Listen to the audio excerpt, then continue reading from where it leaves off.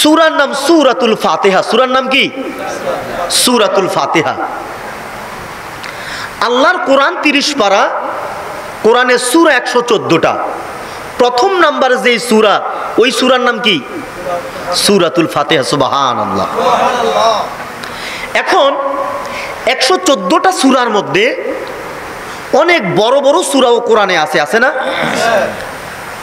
তাহলে আল্লাহ সূরা ফাতিহাকে প্রথম নাম্বার সূরাই কেন নির্বাচিত করেছেন? প্রশ্ন আসে না? প্রশ্ন আসে কি না? এখন আল্লাহকে প্রশ্ন করব, কাকে? আল্লাহকে। আল্লাহ, ও মালিক, আপনি তো এই সূরাটা অনেক পরেও দিতে পারতেন, কিন্তু মাওলা এই সূরাটাকে প্রথম দিলেন কেন? এই কেনর জবাব কি? সোয়ালে মুকাদ্দারের জবাব মুহাদ্দিসগণ, মুফাসসিরগণ বলেন, গোটা কোরআনের মধ্যে যা কিছু আছে আপনি যদি গভীর দৃষ্টিতে খেয়াল করেন, সূরা ফাতিহায় সব কিছু আছে। সুবহানাল্লাহ। শুধু তাই নয়, তরিকত তাসাউফ যারা পিরালি করেন, যারা আধ্যাত্মিক রাহবার, তিনারা মানুষকে তরিকত তাসাউফ শিক্ষা দেন। ওই রকম উলামায়ে কেরাম ইলমের শাখা করেছেন 4টা। কয়টা? 1 নাম্বার ইলমে শরীয়ত, 1 নাম্বার কি? 2 নাম্বার ইলমে তরিকত, 3 নাম্বার ইলমে হাকিকত, 4 নাম্বার ইলমে মারিফত। কয়টা হলো? আপনি যদি গভীরভাবে খেয়াল করেন, এই সূরা ফাতিহার মধ্যে এই 4টা ইলমকে আপনি খুঁজে পাবেন। সুবহানাল্লাহ। বলে হুজুর এটা কিভাবে? একটা উদাহরণ দিলে বুঝবেন।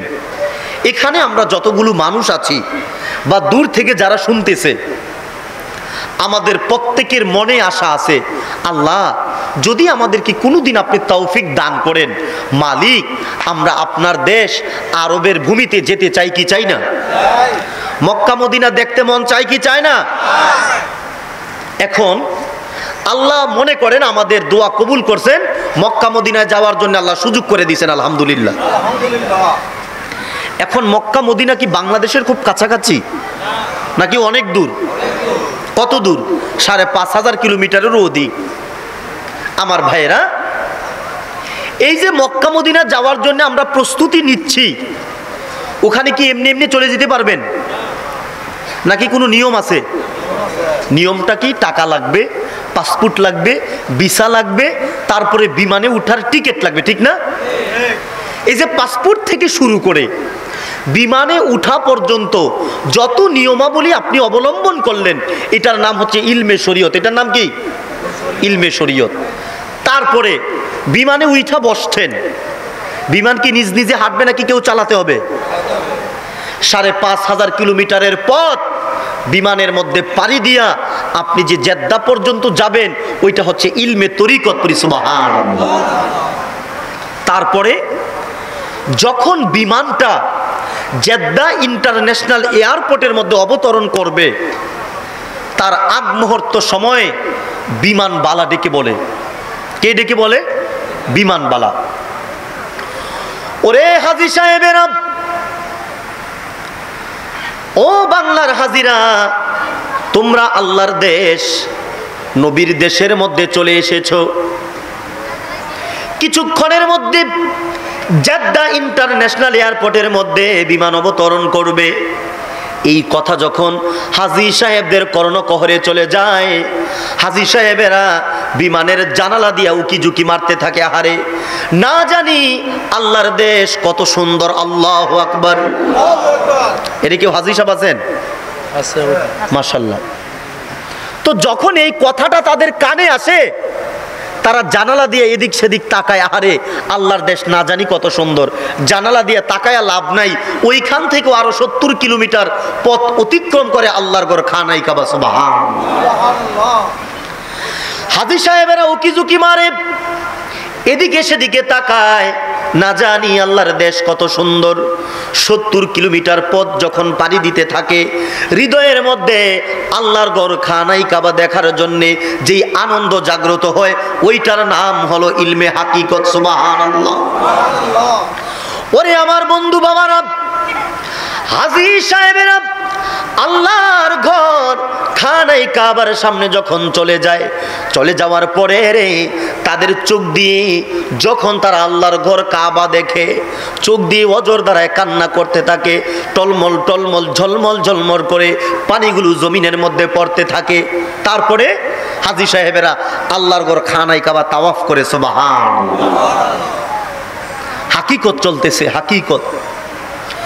খানায় কাবা তাওয়াফ করার পরে বাংলার হাজিরা, গোটা বিশ্বের হাজিরা, তারা চলে যায় আমার দয়াল নবীর বরকতের কদমে সুবহানাল্লাহ। ওইখানে যাওয়ার পরে হাজী সাহেবেরা আমার নূরের নবীজির বরকতের কদমে ডেকে ডেকে বলে, ইয়া রাসূলুল্লাহ, ইয়া হাবিবাল্লাহ, ওগো নবীজি, আপনার গোলাম আপনার কদমে হাজির হয়ে গেছে সুবহানাল্লাহ। যাওয়ার পরে নূরের নবীর বরকতের কদমে তারা সালাতু সালামের হাদিয়া দেয়। সালাতু সালামের হাদিয়া যারা দেয়, এখানে দুই ধরনের লোক পাওয়া যায়। কয় ধরনের? দুই ধরনের। এক ধরনের লোক সালাম দিয়ে ফেরত চলে যায়, আর আরেক ধরনের লোক আছে তারা নূরের নবীর বরকতের কদমে দাঁড়ায়া দাঁড়ায়া শুধু কান্না করে কান্না করে। তাকে যদি বলি, হাজী তুমি এভাবে কান্না কেন করো ভাই, তার কোনো জবাব নেই। একটাই জবাব, হুজুর ওলামাই কেরামের জবানে শুনেছি ৬৩ বছরের জিন্দিগি নবী নাকি শুধু উম্মতি উম্মতি বলে কান্না করছেন। হুজুর এখনো নাকি রওজায়ে আতহারে আমার নবী শুধু কান্না করে।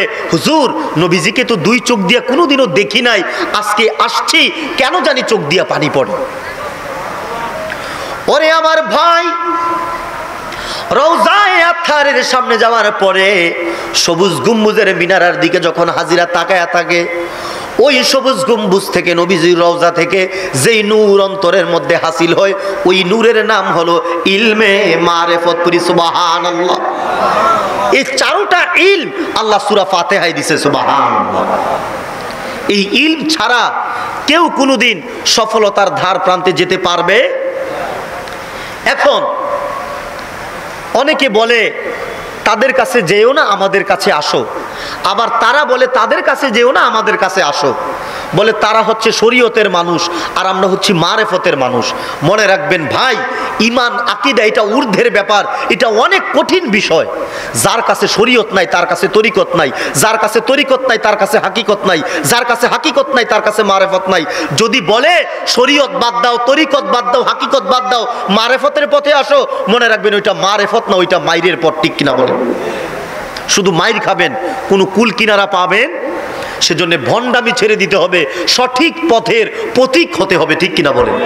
কারণ আমাদেরকে আল্লাহ যে হায়াত দিছেন, ওই হায়াতটা খুব স্বল্প, খুব অল্প সময় আল্লাহ আমাদেরকে নিয়ামত হিসাবে দান করছেন।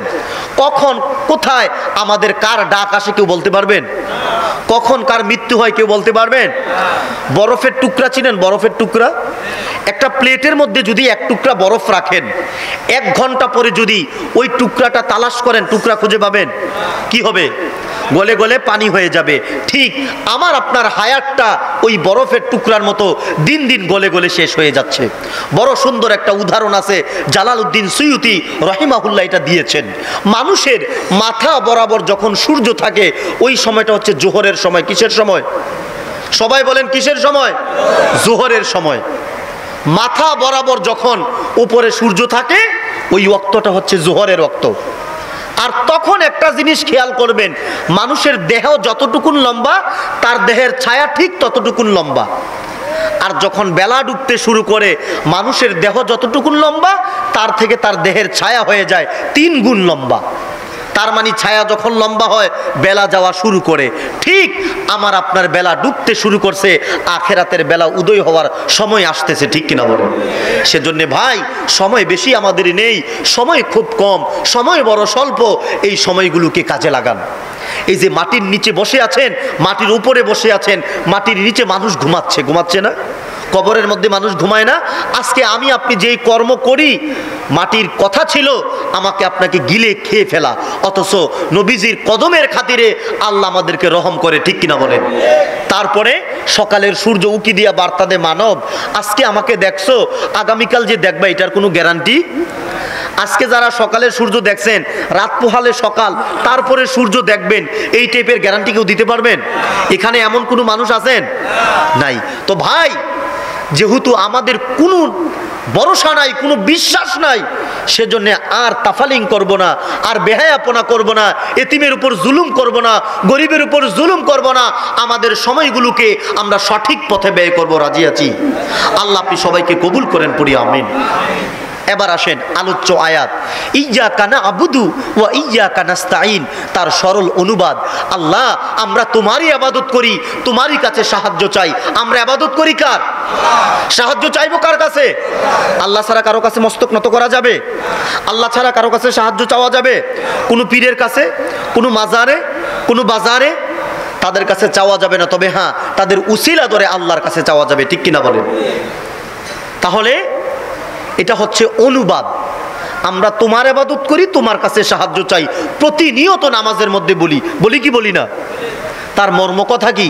যে মানব যারা আল্লাহর আকাশের নিচে জমিনের উপর বসবাস করো তোমরা, তারা কেউ কোনোদিন আল্লাহ ছাড়া কারো কাছে মস্তক নত করবে না। ঠিক কিনা বলো? এই মর্মে যদি চলেন, আপনি পেয়ে যাবেন সিরাতে মুস্তাকিমের পথ। আল্লাহ যেন সেই পথটাও আমাদের জন্য সহজ করে দে, পড়ি আমিন।